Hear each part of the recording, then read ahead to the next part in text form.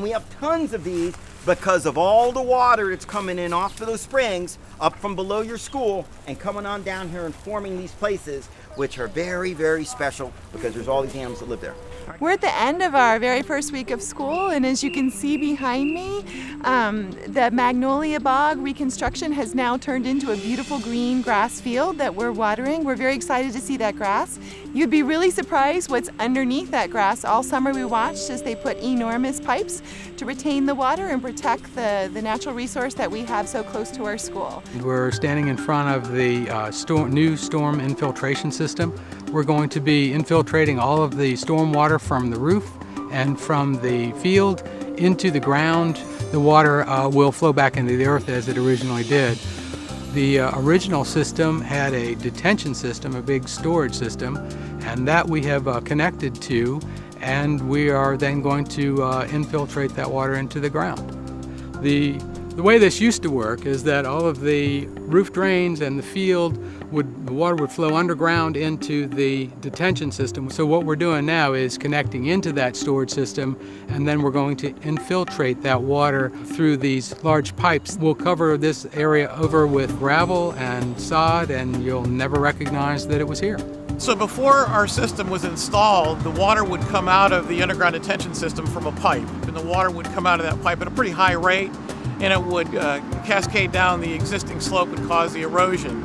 So the system that we designed here really disconnected that pipe from the underground existing system and connected it to the corrugated metal pipes that we installed. And that drainage now sits in the storage pipes over time and slowly infiltrates into the ground. So instead of having concentrated water coming out of a pipe, you get water that sits and is stored and slowly infiltrates into the ground. It's a much more effective way to protect the environment. With the Magnolia Bog, the idea was, from an environmental perspective, is to preserve the environment and help that Magnolia Bog flourish and continue over time. But also during construction, there were concerns about safety, and we had to find that balance between making sure that we have a safe site and a constructible site. But actually during construction we didn't cause any damage to that Magnolia Bog, and a lot of that manifested itself in the erosion and sediment controls. We had to put in what they call super silt fences to keep runoff from entering the bog during construction. Part of my specific role on the project early on was to actually design the riprap channel that was put in to replace that area that was washed out during the previous years when the infiltration system was overloaded. What I find interesting about this project is really that the soil on the site is actually very unique. It's very sandy, and they infiltrate water very well. So that was very interesting from an engineering point of view.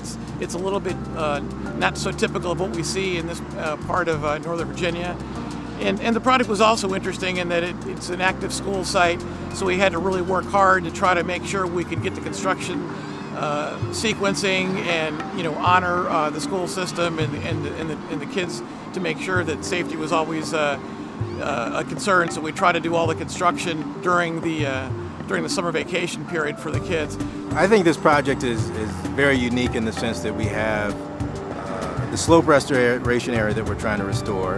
We're putting in a new infiltration system, but the community actually uses the field or the area where that infiltration system is going. So they've had an interest in following the work and seeing the final outcome, and it's actually a great opportunity because the field wasn't in very good condition, and when we're done we're going to restore the field and give them a great playing area and area for activity in the long run.